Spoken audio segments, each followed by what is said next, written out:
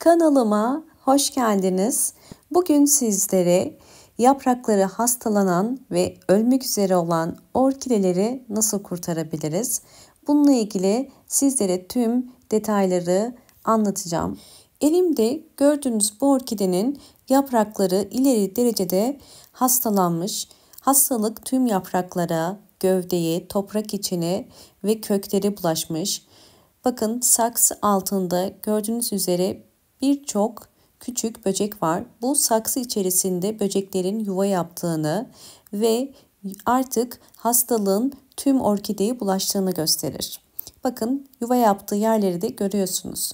Bu tarz orkidelerde yapmanız gereken orkideyi dezenfekte etmek. Birinci püf nokta, orkide yaprakları bu haldeyse bunu kurtarmak çok zordur. Bu yüzden orkidenin gövde kısmından kesiyorum.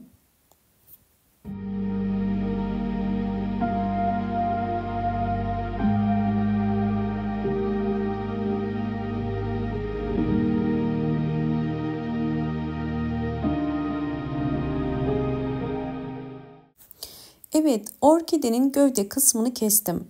Keserken kökleri kesmiyoruz bakın. Kökler gayet sağlıklı duruyor. Şimdi orkide saksısını boşaltıp bunu dezenfekte edeceğim. Bakın gördüğünüz üzere böceklerin yuva yaptığı yerler belli ve toprak içerisindeki birçok böcek de köklerin maalesef çürümesine sebep olmuş. Bütün toprağı iyice temizleyip yıkayacağım ve böylelikle orkidenin köklerindeki çürüme boyutunu da görmüş olacağız.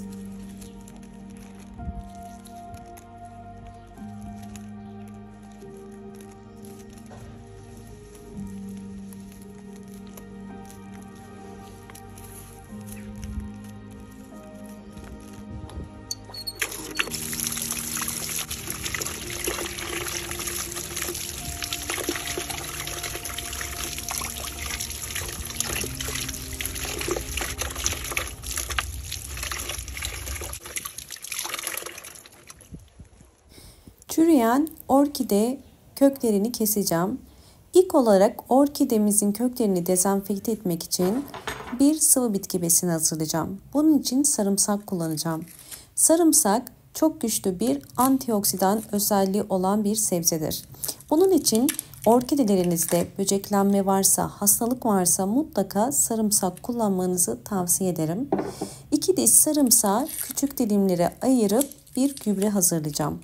Eğer orkideleriniz çok fazla hastalık ilerlemediyse, tamamen böceklenmediyse, orkidenizin saksısını değiştirmeden direkt gübre olaraktan da ayda bir kere verebilirsiniz.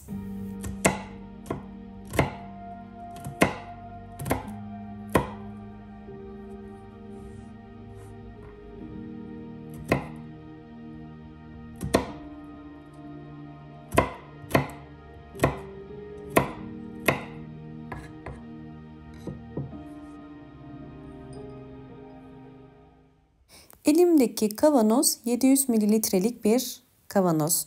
Doğradığım sarımsakları kavanozun içerisine koyuyorum. Ve üzerine alabildiği kadar arıtma suyu ya da çeşme suyu ekleyebilirsiniz. Ve bunu bir hafta ben bekleteceğim. Bir hafta sonrasında bunu orkidelerinizde kullanabilirsiniz.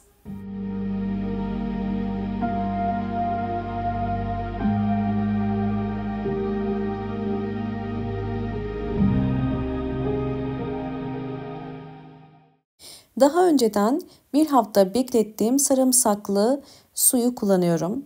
150 mililitre bir su bardağının içerisine koydum.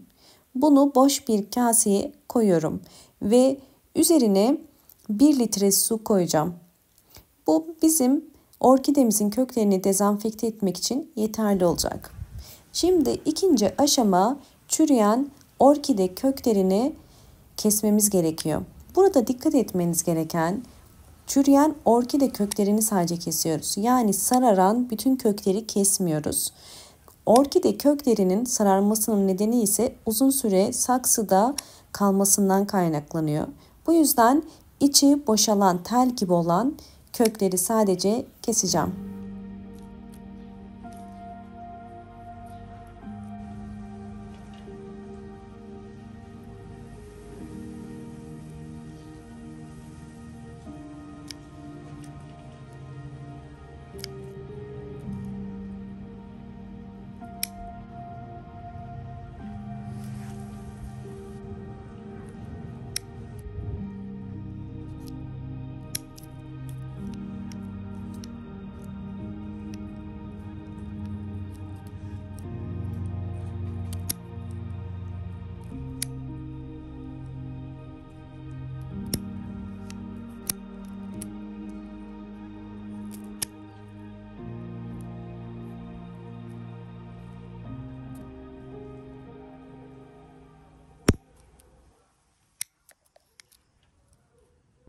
Çürüyen kökleri kestim.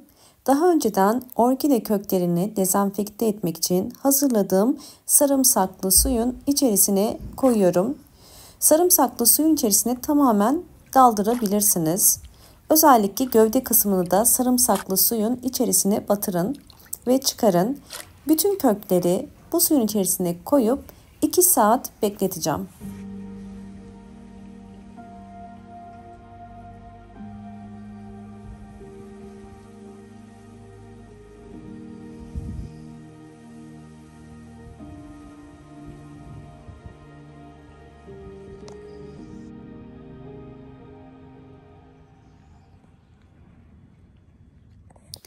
İki saat beklettiğim suyun içerisinden orkideyi çıkarıyorum. Şimdi son kez bir sudan geçireceğim. Sarımsaklı suyu üzerinden atabilmek için. Hafif suda köklerini bu şekilde geçiriyorum. Evet, saksımı da yıkayıp dezenfekte etmiştim. Şimdi saksımı artık yeni toprağıyla buluşturabilirim.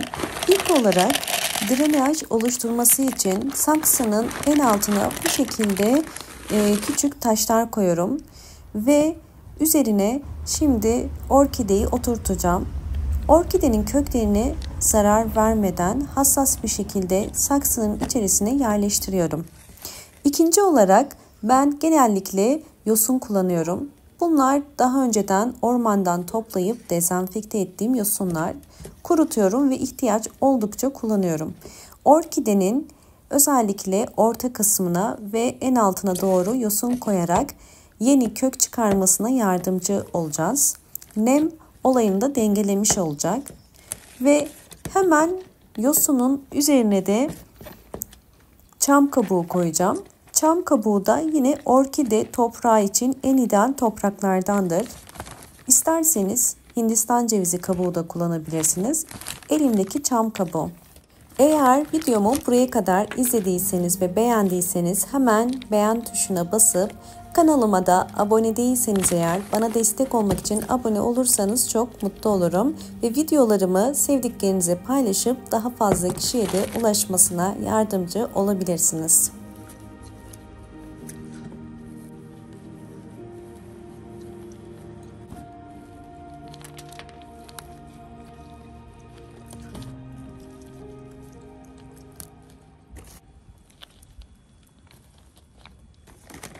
Evet, artık saksım hazır.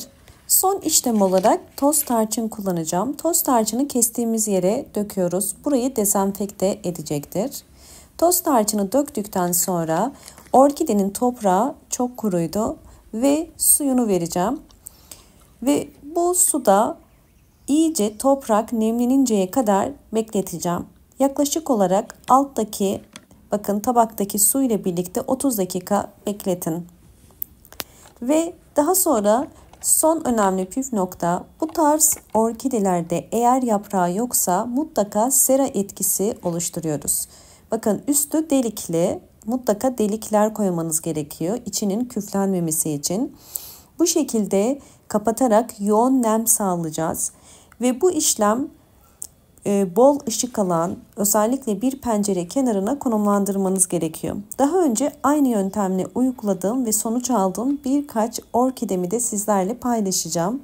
Bakın yine aynı yöntemle uyguladığım bir orkide. 2 ay öncesinde yapmıştım ve gördüğünüz üzere şu anda büyük bir yaprağı var ve aynı zamanda bakın gövde kısmı artık kurumuş ve yeni kökler, yeni yapraklar çıkarmaya başlıyor.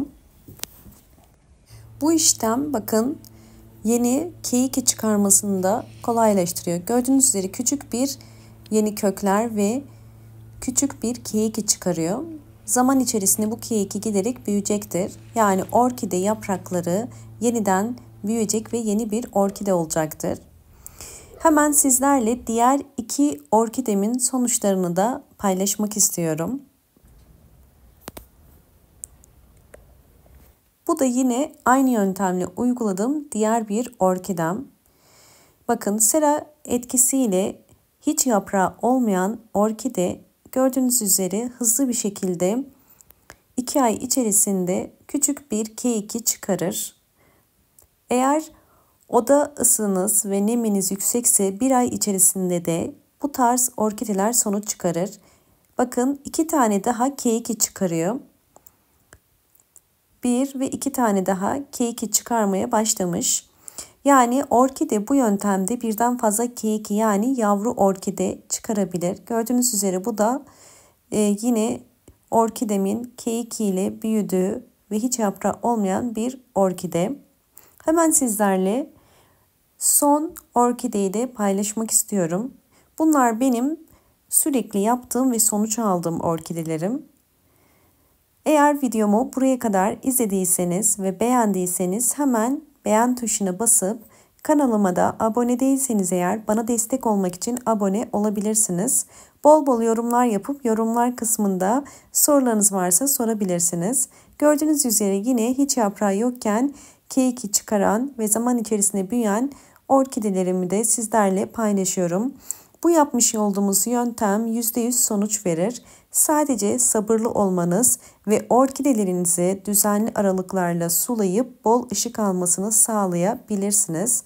Bu aşamada tabii ki isterseniz sıvı bitki besinleri de dönüşümlü olarak muz kabuğu, yumurta kabuğu suyu gibi sarımsaklı su vererek ayda bir kere orkidenizin gelişimini hızlandırıp hızlı bir şekilde yeni yapraklar, yeni kökler çıkarmasını sağlayabilirsiniz. Videomu buraya kadar izlediğiniz için teşekkür ediyorum. Hoşça kalın.